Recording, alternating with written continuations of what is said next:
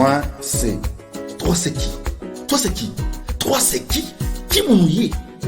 Ou c'est un artiste ou bien un artisan? Toi, c'est qui? Toi, c'est qui? Toi, c'est qui? Qui m'ouille? Dis-nous qui m'ouille. Moi, c'est. Une nouvelle émission pour les artistes et les artisans. Proposée par Florence Augustin et Elite Média. Diffusée tous les samedis à partir de 19h sur Elite Média.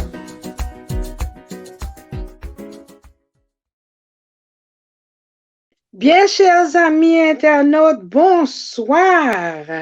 Je suis Florence Augustin, artiste peintre, auteure, artisane, chanteuse et l'administratrice principale de la page Facebook du phare, le foyer des artistes haïtiens. C'est une page conçue pour que les artistes apprennent à se connaître.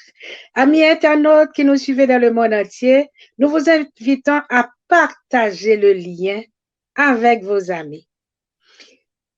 Merci de nous recevoir encore ce soir chez vous. Un peuple sans mémoire est un peuple sans avenir, nous dit Aimé Césaire. Celle que nous allons recevoir aujourd'hui l'a bien compris. Elle est chanteuse, d'ailleurs, quand on l'entend chanter, elle nous transporte. Elle est aussi pianiste. Elle connaît bien les chansons créoles haïtiennes. On parle d'elle comme la gardienne des chants traditionnels haïtiens. Plus de détails tout à l'heure, après notre pause. Hello! Juliette Rodri, tu dis tu es qui? Je suis Deodra. Je suis Isabelle. Je suis Anne. Je suis Yara. et on est la Génération V. Bravo!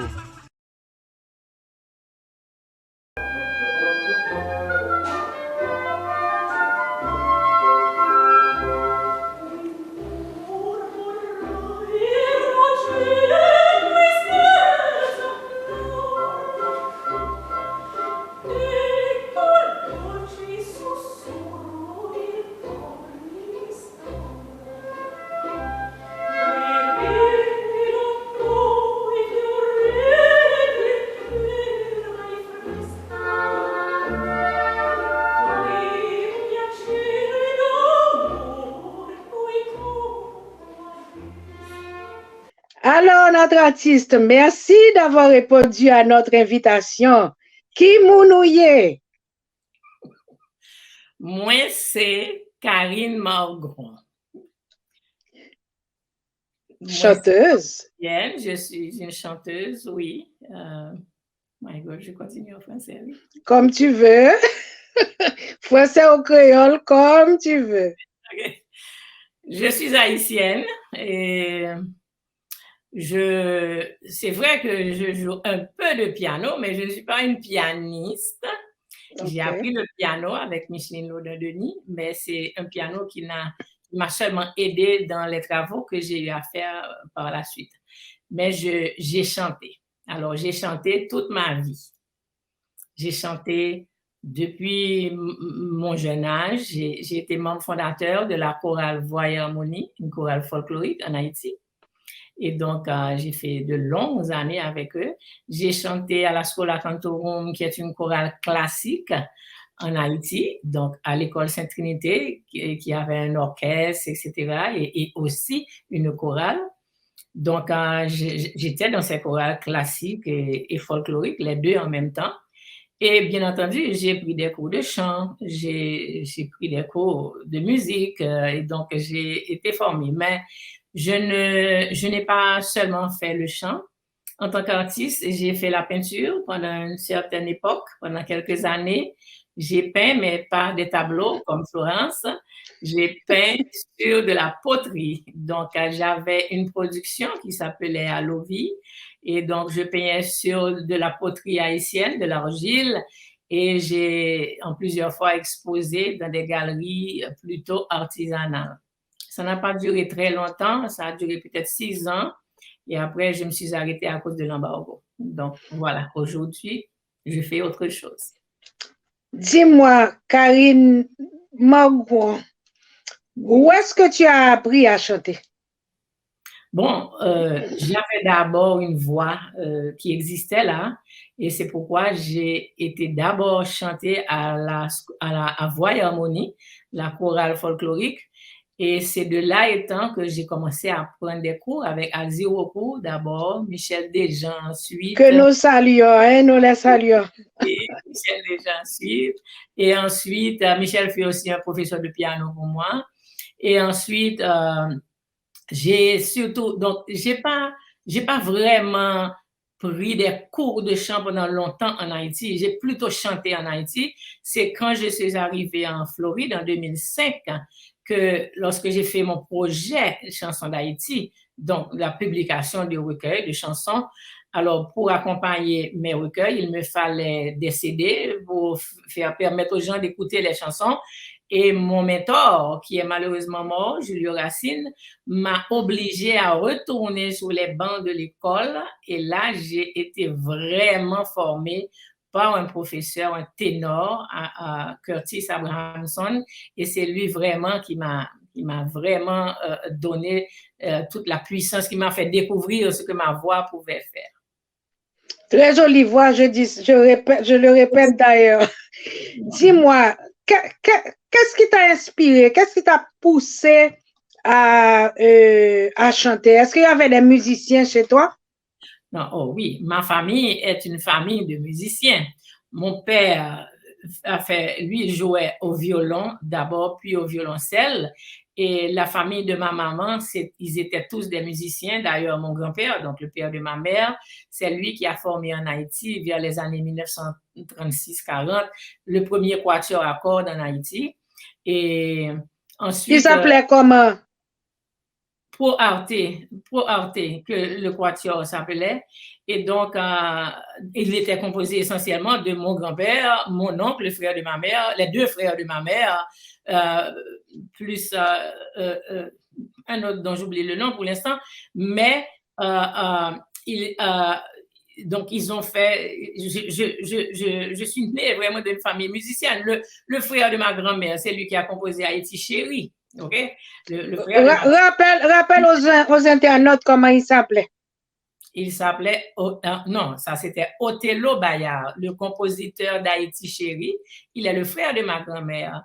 Donc, et ma mère elle-même a chanté avec Lina Maton-Blanchet dès son jeune âge. Donc, j'ai grandi dans un environnement musical, si je peux dire. Tu ne pouvais pas y échapper. Je ne pouvais pas y échapper vu que j'étais moi l'artiste dans la famille. Donc, je ne pouvais pas y échapper. Karine Margron, en Afrique, il y a ce qu'on appelle les griots. C'est une personne qui est dépositaire de la tradition orale et historique de sa communauté. On les appelle même les porteurs de la parole en Afrique. Donc, ce sont des gens qui racontent des histoires et aussi des musiques.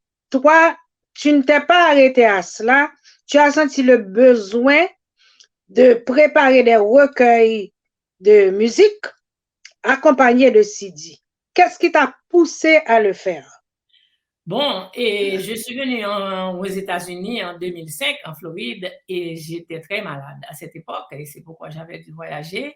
Et donc, étant donné que j'ai toujours chanté pendant que j'étais dans mon pays, et la chanson me manquait, et donc, et ensuite, je sentais que j'avais besoin de faire quelque chose pour me connecter à mon pays.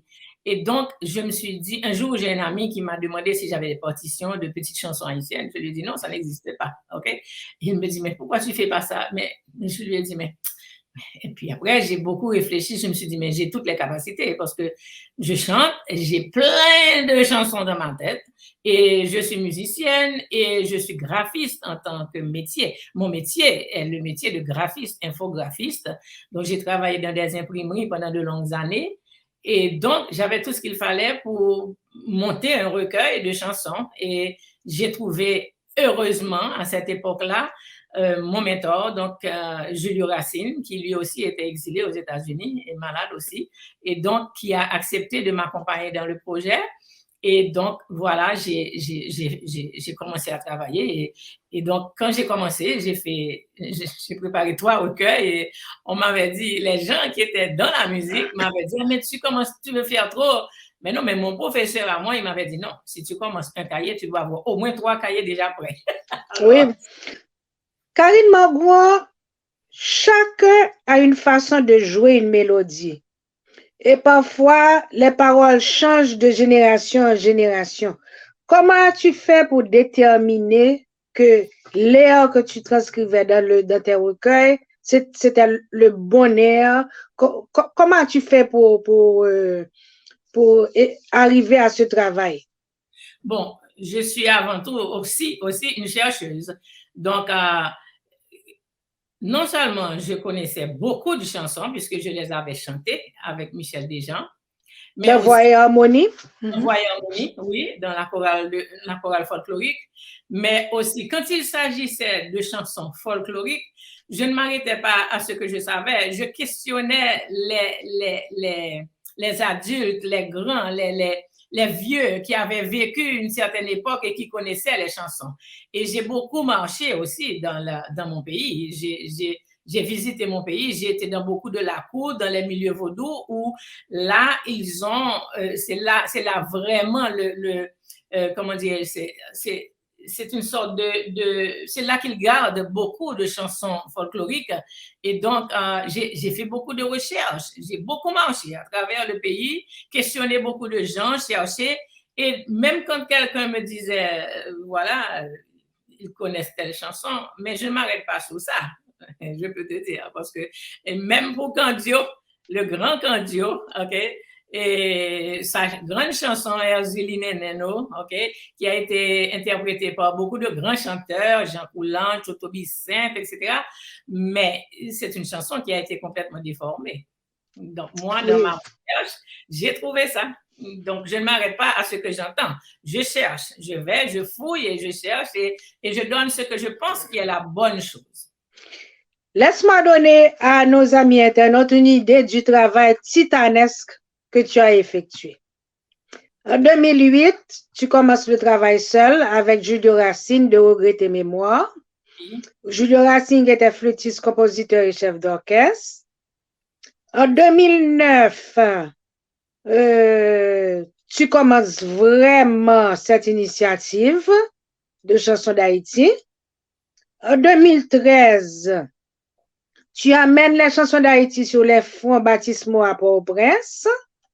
En 2013, sur l'invitation de Tido Desjans, tu chantes pour la première fois les chansons folkloriques arrangées par Julio Racine.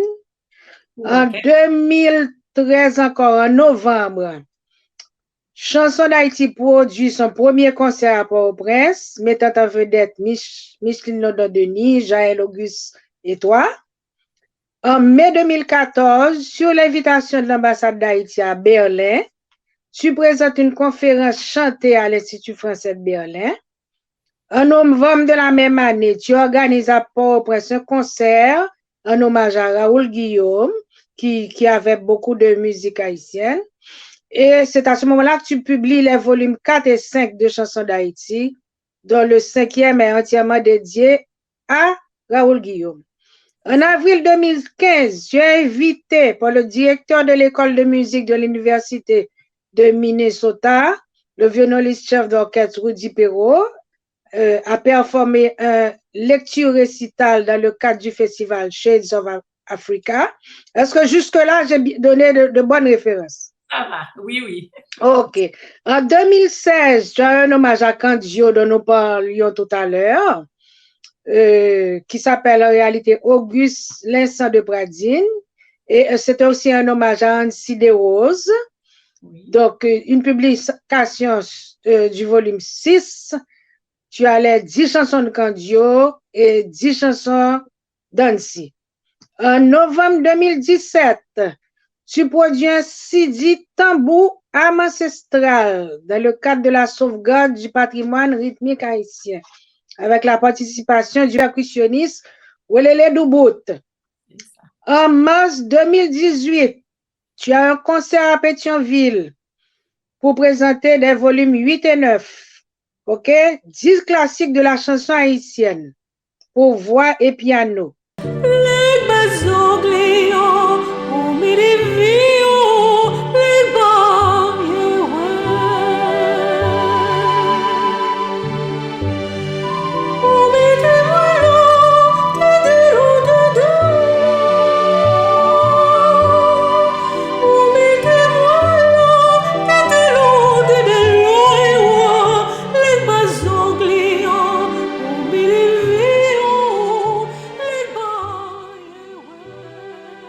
Tu travailles beaucoup hein, pour notre patrimoine. On te félicite. En avril 19, tu as le volume 10 consacré à Ticone, Cornelia Chute. Ensuite, tu as un volume 11 qui est en préparation, qui présentera les œuvres de Max Piction, Théophile Salnave, d'Iso et de Franz. Comment? Qui a déjà été publié, qui est déjà sorti. Okay. Bon, là, tu sais, je transpire presque. Parce que, Karine, ça c'est un travail titanesque. OK? Tu vas dans les lacours, tu fais des recherches, tu rencontres les musiciens et enfin, tu compiles tout ça. On t'a crié dessus parce que tu avais 3 volumes, 3 recueils. Maintenant, tu as déjà 11 recueils. 11 recueils. Alors là, on fait une petite pause parce qu'on est essoufflé et puis on revient et tu nous montres ces recueils. Est-ce que tu es d'accord? Oui, je suis d'accord. Très bien.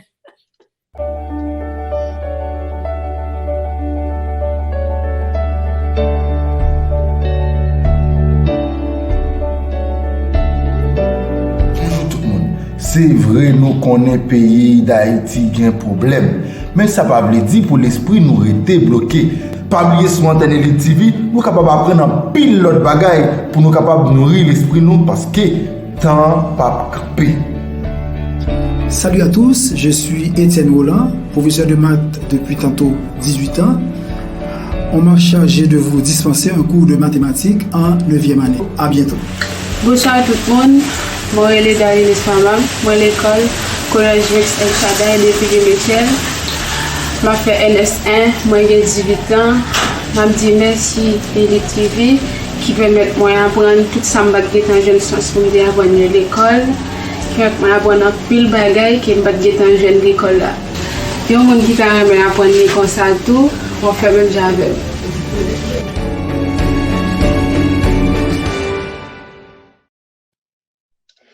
Merci studio, vous qui nous rejoignez à l'instant, merci de votre fidélité. Nous vous rappelons que nous sommes avec Karine Margron. On parle d'elle comme étant la gardienne des chants traditionnels haïtiens. Karine, moi j'avais toujours tendance à dire des CD. Mais tu m'as bien expliqué, tu nous as donné un petit aperçu tout à l'heure, tu nous as dit que c'était des recueils. Est-ce que tu peux nous montrer un de ces recueils? Alors, très bien. Là, c'est plus ou moins plusieurs recueils qui sont là, mais je vais vous montrer un recueil. Je vous montre le dernier recueil. Le 11e? Le 11e qui vient de sortir, que j'ai dû présenter sur YouTube, vu que je ne pouvais pas descendre en Haïti à cause de l'état du pays. Les problèmes sociopolitiques et politiques, en effet. Et donc, je n'ai pas pu descendre, donc j'ai dû faire une présentation online. Et si on va sur YouTube, on fait Karine Margron, volume 11, on trouve la présentation de ce recueil. OK? Donc, comme vous pouvez voir, celui-là a été dédié à Max Piquion, Kiki Renwright et Fritz Joassin. Et dans le recueil, on trouve les partitions des musiques. Là, c'est très troublant. Oui, OK. OK? Donc, il y a la partition, il y a les paroles et aussi, il y a un CD. Donc, voici le CD qui accompagne le cahier. Maintenant, quand je traite, lorsque je sauvegarde les musiques d'un musicien, tel que Max Piquion et Kiki Renwright, je peux avoir accès à leur musique. Donc, ce sont leurs musiques qui sont sur le CD, c'est eux qui chantent, de même que quand j'avais fait le recueil de Dancy des Roses, OK? Et il y a un CD à l'intérieur qui a les musiques de Yol et Dancy des Roses, et ainsi que les mélodies, bien entendu, et tout ça. Alors, à la fin de chaque recueil, voilà, à la fin de chaque recueil, on trouve la biographie de l'auteur, OK? On trouve la biographie de l'auteur à la fin de chaque recueil. Donc, c'est bien pensé, bien pensé. Oui, on a la voix de l'auteur, on a les partitions. Les paroles et la biographie, OK? De même que j'avais fait ça aussi pour Ticone, et Ticone, qu'au Canada, on connaît maintenant. Et c'est la même chose. Il y a un CD à l'intérieur, il y a ses partitions, il y a une biographie, etc. Alors, en général, les partitions sont composées d'une ligne mélodique, de quelques accords, des accords pour, voilà, ça c'est Nanguinet et donc, un guitariste ou un keyboardiste peut jouer. Mais j'ai aussi publié certains recueils qui étaient pour piano. Là, j'ai publié 11 meringues. C'est ce qu'on appelle, c'est pas les meringues haïtiennes pour les meringues carnavalesques. Ça, c'est ce qu'on appelle les meringues lentes, les meringues de salon à l'époque. Donc, Ludovic Lamotte. Raoul Guillaume, peut-être? Non, Oxyde Gentil. Okay. Tu as Casimir, tu as Micheline Lodin-Denis, Othello Bayard, donc mon grand-oncle. Et donc, Raoul Guillaume. Donc, mais ça, c'est pour piano. C'est pas parce qu'il n'y a pas de parole dessus. Ce sont des meringues de salon, OK? Et donc, par contre, pour Raoul Guillaume, le show de Raoul Guillaume, lui, il n'a pas de CD parce qu'il n'avait pas pu me donner, il n'avait pas pu tirer de ses anciennes musiques pour me donner l'autorisation pour publier. Cependant, moi, quand je devais chanter moi-même, par exemple, là, je vous montre le volume 7, le volume 4, qui est un volume très intéressant parce qu'il a 16 mélodies haïtiennes, OK? Et des plus connus, les Choukoun, Haïti Chéri, Petits Oiseaux, etc.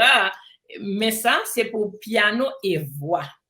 Donc, ça, c'est très intéressant. Et en plus du piano, il y a les accords. Donc, ce recueil est un recueil très intéressant pour quelqu'un qui est dans la diaspora.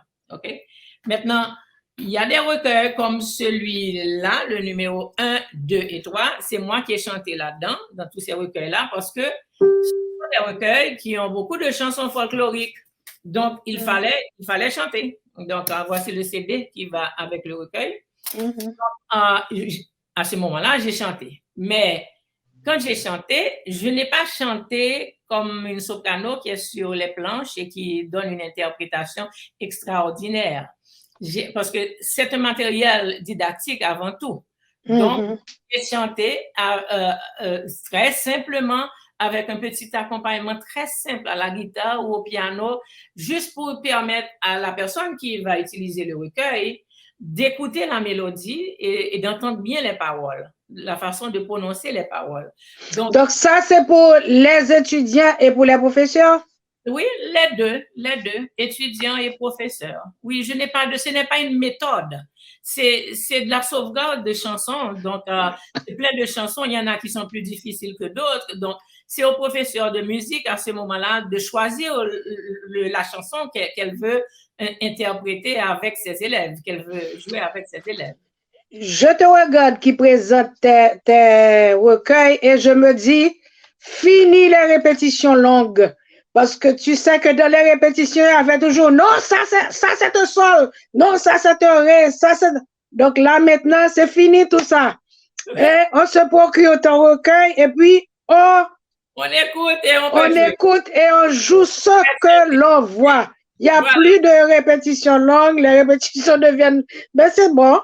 Et je me rappelle aussi, en 76, j'étais en Floride et j'avais une amie danseuse qui n'avait pas de tambourineur et qui avait besoin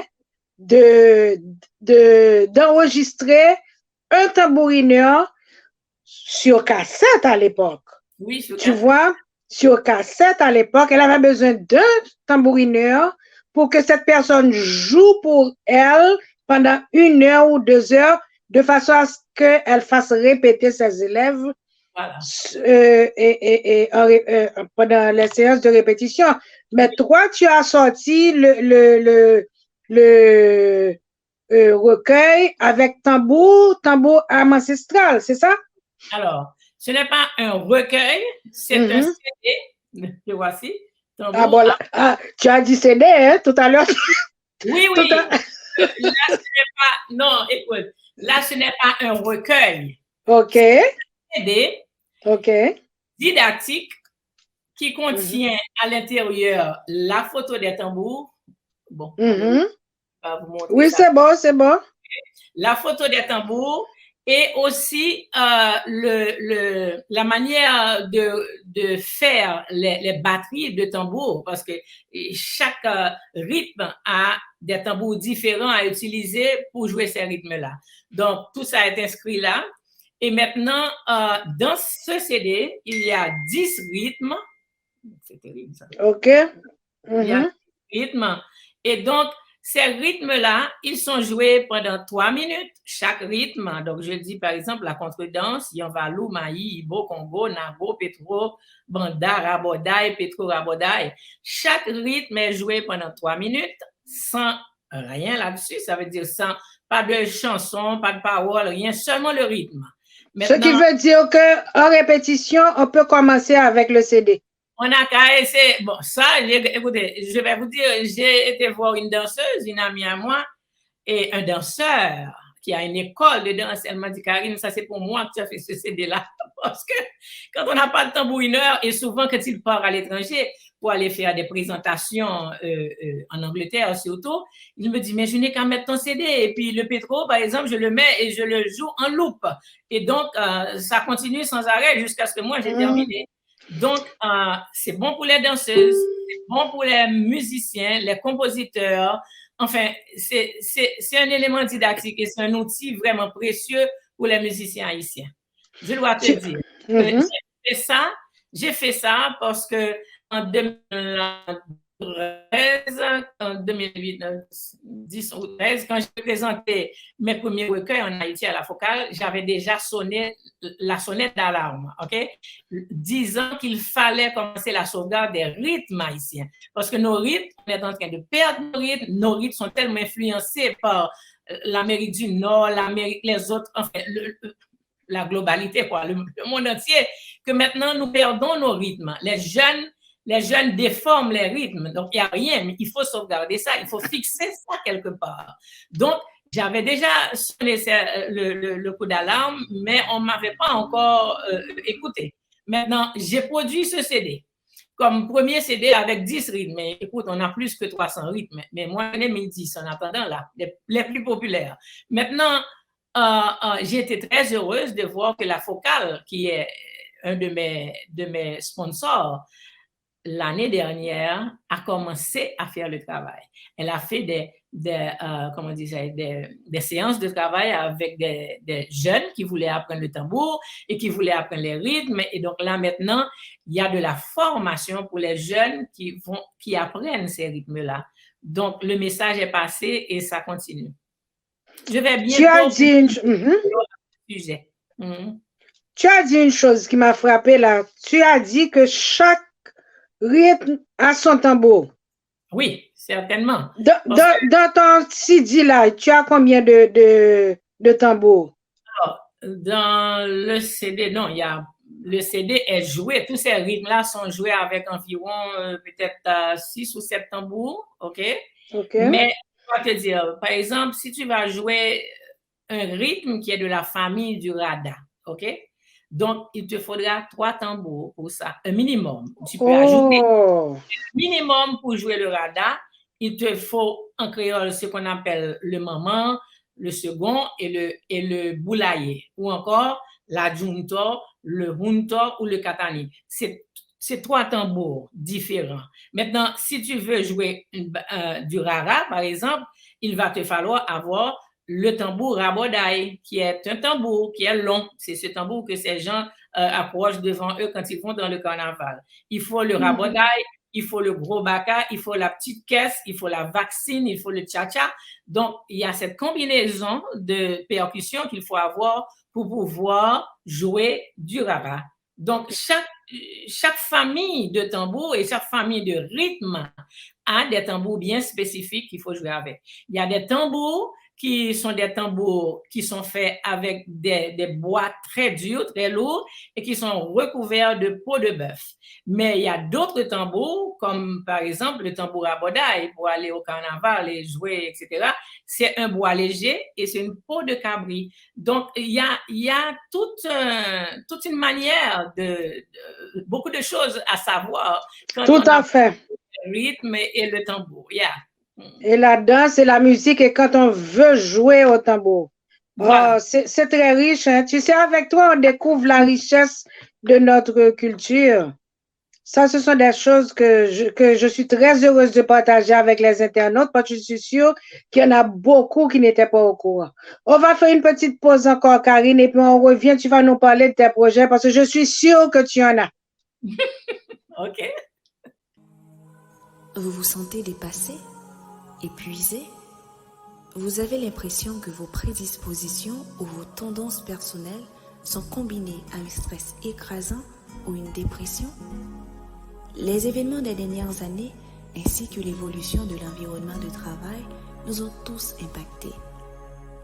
Nous sommes tous fatigués et en quête de la tranquillité. L'émission Éveil Communication, mise sur pied par Elite TV, est conçue pour vous aider.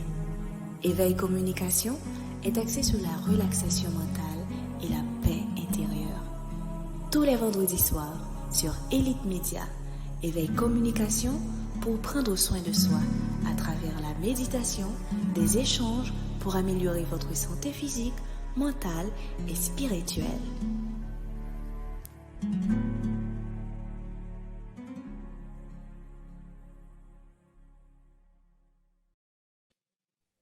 Chers amis internautes, merci d'être restés avec nous. Je vous rappelle que nous sommes avec Karine Margouan. Comme on dit d'elle qu'elle est la gardienne des chants traditionnels haïtiens. Et pendant l'entrevue, elle nous l'a prouvé en effet. Je suis sûre que Karine va encore nous parler de projets parce que notre culture, avec elle, on a découvert la richesse de notre culture haïtienne et je suis sûre qu'elle ne va pas s'arrêter là. Karine Margouan, quels sont tes projets? Bon, quand on est un artiste, on a toujours beaucoup de projets, même si on ne peut pas les réaliser tous, tu sais. Voilà, alors là, aujourd'hui, je viens de publier une vidéo sur l'Internet, c'est sur Facebook, c'est sur YouTube. C'est une vidéo concernant notre barde qui s'appelait Candio. Et donc, Jacques-Stéphane Alexis avait écrit un texte sur Candio. Alors, tu vois, justement, je te dis, quand je ne trouve pas le matériel qu'il faut, je cherche. Alors, à force de chercher, on trouve. Quand j'ai publié le recueil de Candio, qui est ici, alors, je n'arrivais pas à trouver de biographie. Donc, c'est le papa de Émeraude de Bradine, le grand-père de Richard. Et de M. Martelly. Donc, je n'arrivais pas à trouver de biographie et j'ai trouvé chez Émeraude de Bradine un texte que Jacques-Stéphane Alexis avait écrit sur Candio. Et il décrivait le personnage de manière tellement extraordinaire que j'ai utilisé ça à titre de biographie, parce qu'il décrivait l'homme, tu vois, dans toute son humanité, tu vois. Et donc, j'ai publié aujourd'hui sur YouTube donc une vidéo qui parle de ce texte-là que Jacques-Stéphane Alexis a écrit sur Candio. Donc, je montre le recueil et je parle de Jacques-Stéphane Alexis. Donc, ça, c'est pour vraiment les chercheurs et les gens qui sont intéressés à connaître l'histoire d'avant. Maintenant, pour l'instant, je suis en train de produire une vidéo pour parler des rythmes haïtiens, du patrimoine rythmique que nous sommes en train de perdre. Et donc, ça, c'est le premier, enfin, c'est déjà en cours, c'est pas encore publié, mais c'est en cours. Et aussi, je travaille avec un jeune qui s'appelle Christopher Ducasse. C'est un jeune haïtien qui est à Montréal, d'ailleurs, ces jours-ci, et qui est en train de prendre un master en musique, bien entendu, mais plutôt dans la spécialité de la chorale. Mais il est un musicien déjà extraordinaire, il a déjà fait plein de compositions. Et avec lui, donc c'est son projet, mais dans lequel je me suis impliquée, et il est très content de ça. Donc, nous allons publier sur un website qui est pratiquement fini, de la musique haïtienne classique, ça s'appelle Classique Lacaille. Donc, à ce moment-là, nous allons pouvoir mettre à la disposition des musiciens classiques de la musique classique haïtienne, mais y compris toutes mes musiques-là de chansons d'Haïti. Ça ne veut pas dire de la musique classique comme seulement Ludovic Lamotte, OK? Mais c'est de la musique écrite, tu vois? Donc, en dehors de ça, j'ai un autre projet. Je sais qu'on peut passer la soirée à t'écouter parce que je sens que tu en as beaucoup. L'année prochaine, je vais présenter ici en Floride. Je vais présenter mon travail et je vais donner un concert en Floride. Ouais. C'est bien, on espère bien y être. Tu as cité beaucoup de noms pendant l'entrevue, ce qui me fait voir que ce travail colossal ne peut pas se faire seul. Par exemple, toutes ces démarches ont régénéré des débours, Karine Mangouin. Donc, bon, quels sont tes partenaires dans tout ça? Justement, mes partenaires, c'est essentiellement d'abord la Fondation Odette Wafomboin en Haïti. OK? En Haïti, c'est la Fondation Odette Wafomboin qui gère d'abord, qui cherche des sponsors. Ça, c'est un. Et ensuite, qui gère la publication, parce que moi, quand je prépare le recueil, je le prépare ici, tout est prêt pour l'impression. Donc, une fois que j'envoie ça en Haïti, chez l'imprimeur, OK, c'est la Fondation des droits Fonboin qui s'occupe de récupérer les choses, de les distribuer dans toutes les écoles gratuitement, parce que tout ce matériel, moi, c'est ma philosophie à moi. Pour pouvoir sauvegarder, il faut permettre aux musiciens des écoles de chez nous de continuer à jouer la musique. Il n'y a pas d'autres personnes pour faire ça pour nous que les musiciens de chez nous. OK? Maintenant, donc, il y a des gens qui m'avaient dit qu'il fallait vendre. Je dis non, on est trop pauvres en Haïti. Je ne peux pas vendre ces recueils. Dans les écoles de musique classique, ça se donne gratuitement. Dans toutes les écoles de la République, les écoles de musique, dans toutes les provinces. Mais à Port-au-Prince, si quelqu'un veut en acheter, on peut en acheter à la Fondation. Ça, c'est autre chose. Mais aux petits musiciens qui n'ont pas les moyens, ils reçoivent ça gratuitement. Maintenant, la Fondation cherche les sponsors. Nous avons en général plusieurs sponsors qui sont toujours là à nous aider. Même si les dernières années, c'était plus difficile, on le comprend parce que le pays lui-même est dans une crise économique terrible. Mais nous avons toujours trouvé des sponsors pour sponsoriser. Donc, c'est la Fondation qui s'occupe de ça. C'est la Fondation qui organise quand je dois aller faire un concert en Haïti, quand je dois présenter les chansons, quand je dois rencontrer la presse, tout ça, c'est à travers la Fondation Odette Wafomboin. Donc, si on veut aider, on va sur le site de la Fondation? Exactement. On va sur le site de la Fondation, ça s'appelle forfhaiti.org. Et donc, là, vous pouvez donner, vous pouvez trouver tous les projets de la Fondation parce qu'ils ont plein de projets aussi. C'est pas moi seulement. On prend une minute pour saluer Madame Odette Wafomboin qui a tout fait pour que le pays redevienne la perle des Antilles. Madame Odette Wafomboin est maintenant centenaire. Et elle tient toujours, et ça fait toujours plaisir de la voir. C'est ça. Karine, je vais... je travaille, bien que c'est elle, tu vois, qui a fondé ça, mais le travail que je fais est surtout avec sa fille, Marie-Claude Bayard. Madame Bayard, mais elle est Marie-Claude Fonbrun-Bayard. Karine, je vais te donner 3 mots. Tu vas choisir un mot et tu laisses parler ton cœur. Je te dis mélodie. Je te dis mauve, la couleur mauve. Et je te dis cha-cha. Mélodie, la couleur mauve, et je te dis cha-cha. OK. Alors, je choisis le mot cha-cha et je vous donne une information. Parce que moi, c'est la transmission qui est la chose la plus importante pour moi. Et le cha-cha, c'est dans mes recherches que j'ai appris ça.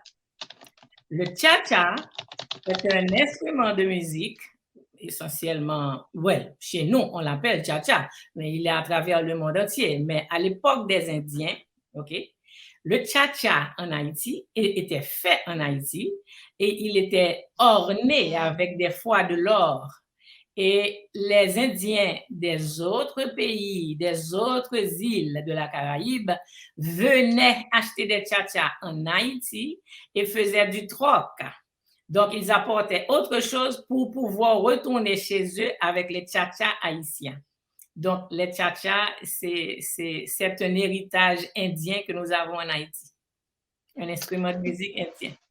Karine Margouin, tu nous as gavés ce soir. Ça fait plaisir de dormir avec toutes ces informations et je sais que tu as encore des réserves. Où est-ce qu'on peut te trouver si on a besoin de toi? Si j'ai besoin d'une information ou si un des internautes a besoin d'informations, où est-ce qu'on peut te trouver? On peut m'écrire à karinemargouin@yahoo.com. On peut écrire info@forfhaiti.org. Et je suis sur Facebook, donc Karine Margron, M-A-R-G-R-O-N. Et j'ai aussi un compte YouTube. On n'a qu'à faire Karine Margron. D'ailleurs, si on va sur YouTube et qu'on met mon nom, on va voir beaucoup de choses. Oui, j'en ai fait l'expérience. Allez, Elite Média te remercie pour ce moment-là, très agréable, très instructif. On te souhaite du succès. Bien, chers amis d'Elite Média, merci de votre fidélité. Nous vous attendons la semaine prochaine pour découvrir une autre artiste d'Haïti que j'espère que ça vous fait plaisir de les rencontrer. Et je dis en passant, je remercie mes amis québécois qui m'ont dit qu'ils aimaient beaucoup l'émission. Ça fait vraiment plaisir de les entendre. Donc, à très bientôt, à la semaine prochaine. Yes. Moi, c'est... Toi, c'est qui? Toi, c'est qui? Toi, c'est qui? Qui m'ennuie? Ou c'est un artiste ou bien un artisan? Toi, c'est qui? Toi, c'est qui? Toi, c'est qui? Qui m'ennuie? Dis-nous qui m'ennuie. Moi, c'est une nouvelle émission pour les artistes et les artisans, proposée par Florence Augustin et Elite Média. Diffusée tous les samedis à partir de 19h sur Elite Média.